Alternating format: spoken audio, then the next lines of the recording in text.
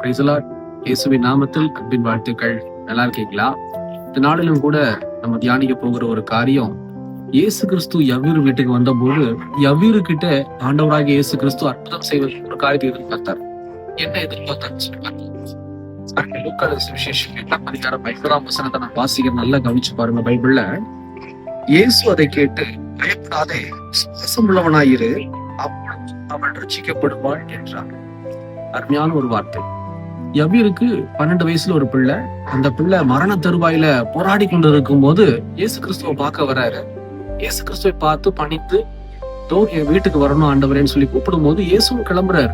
ஆனா அந்த டைம்ல பாத்தீங்கன்னா 12 வருஷம் பாடுள்ள ஒரு ஸ்திரீ இயேசுவினுடைய ஷாலை தொடும் போது ஒரு சில சம்பவங்கள் ஏற்படுகிறது. அதனால ஒரு சில மணித்துளிகள் லேட் ஆகுது. லேட்டாக யவீரு வீட்டுல இருந்து ஒரு வேலைக்காரர் ஓடி வந்து சொல்றாரு, இனிமே போதகரை டிஸ்டர்ப் பண்ண வேண்டாம், ஏன்னா உன்னுடைய பிள்ளை இறந்துட்டா அப்படின்னு சொல்லி. இந்த வார்த்தையை கேட்டோன்னே கூட பக்கத்திலேயே இருக்கிற இயேசு கிறிஸ்து, ஏன்னா இந்த மாசம் நமக்கு என்ன ஆண்டு சொன்னாரு, உன்னை ரட்சிப்பதற்காக நான் உன்னோட கூட இருக்கிறேன்.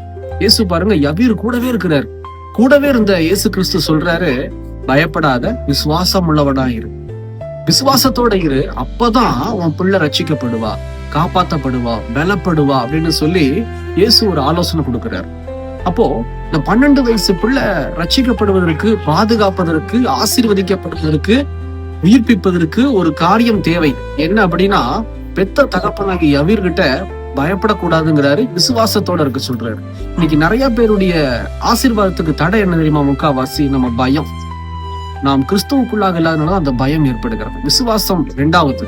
அதுவும் கிறிஸ்துவுக்குள்ளாக இல்லாதனாலதான் விசுவாசத்துல நம்ம குறைவாய் காணப்படுகிறோம். என்னைக்குமே நீங்க தெரிஞ்சுக்கீங்க, தினமும் நீங்க ஜெபிக்கணும், வேதத்தை வாசிக்கணும், வசனத்துக்குள்ள உங்க வாழ்க்கையை அமைத்துக் கொள்ளணும். அதுதான் கிறிஸ்தவ வாழ்க்கை.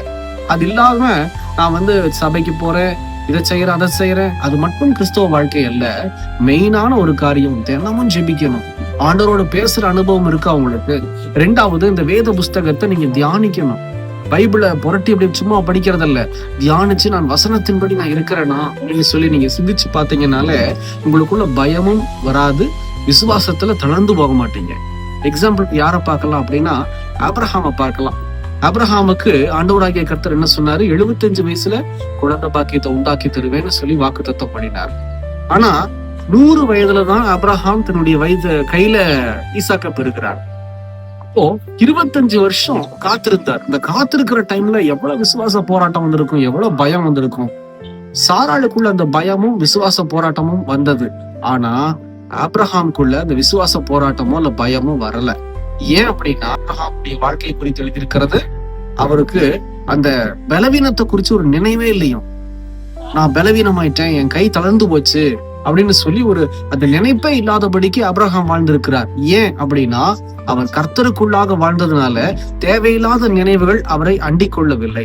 இன்னைக்கு நம்ம ஆண்டவருக்குள்ள வாழாம, இந்த வசனத்துக்குள்ள வாழாம இருக்கிறதுனாலதான் தேவையில்லாத நினைவுகள், இப்படி ஆயிருமோ, அப்படி ஆயிருமோ, இந்த மாதிரி நடந்துருமோன்னு சொல்லி நம்முடைய நினைவுகளே என்ன செய்யுது அப்படின்னா, காரியங்களை மாற்றி விடுகிறது.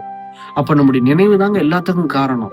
பிராக்டிக்கலா யோசனை பண்ணி பாருங்க. வாந்தியை பத்தி நம்ம நினைச்சிட்டே இருந்தோம், வாமிட் வருதுன்னு சொல்லிட்டு கண்டிப்பா அந்த வாமிட் வந்துடும். வாந்தி வர்றதுக்கு உண்டான காரியமே நம்ம கிட்ட இல்லைனாலுமே நமக்கு வாந்தி வருதுன்ற நினைவே என்ன செஞ்சிடும், வாந்தியை வெளியில கொண்டு வந்துடும். அப்படித்தானே? அப்படி இருக்கும்போது தயவு செய்து நம்முடைய நினைவு தாங்க எல்லாத்துக்குமே காரணம். நம்முடைய நினைவு சரியா இருக்கணும்னா நாம் கிறிஸ்துவுக்குள்ளாக இருந்தே ஆக வேண்டும். கிறிஸ்துவுக்குள்ளாக இருக்கிற அனுபவம், தினமும் ஜெபிக்கிறது, வேதத்தை வாசிச்சு வசனத்துக்குள்ள வாழ்ற வாழ்க்கை, இப்படி இருந்துட்டோம்னா போதும். கர்த்தர் நம்முடைய வாழ்க்கையில அற்புதம் செய்வதற்கு நமக்கு பயமும் ஏற்படாது, விசுவாசத்துல தளர்ந்தும் போக மாட்டோம். ஜெபிக்கலாமா? கண்களை மூடி. எங்களை நேசிக்கிற நல்ல ஆண்டவரே, இந்த வேலைக்காக ஸ்தோத்திரம். இந்த நாளிலும் கூட ஆண்டவரே, எங்களுக்குள்ள இருக்கிற அந்த பயம், தகப்பனை, விசுவாச குறைவு எல்லாம் நீங்கட்டும் ராஜா. தினமும் ஜெபிக்கணும், வேதத்தை வாசிக்கணும், வசனத்தின்படி வாழணும். எங்களை அர்ப்பணிக்கிறோம்ப்பா. உமக்குள்ள நாங்க வாழ்ந்தாலே எங்களுக்கு பயமும் விசுவாச குறைவும் இருக்காது. எங்க வாழ்வில நீங்க சொன்ன வார்த்தைகளை நிறைவேற்ற நீர் வல்லமை உள்ளவர். யவீருக்கு செய்த அற்புதம் எங்களுக்கும் செய்வீர். தொடர்ந்து ஆசீர்வதியும். இயேசுவின் நாமத்தில் பிதாவே, ஆமென். கர்த்தர் உங்களை ஆசீர்வதிப்பாராக. God bless you.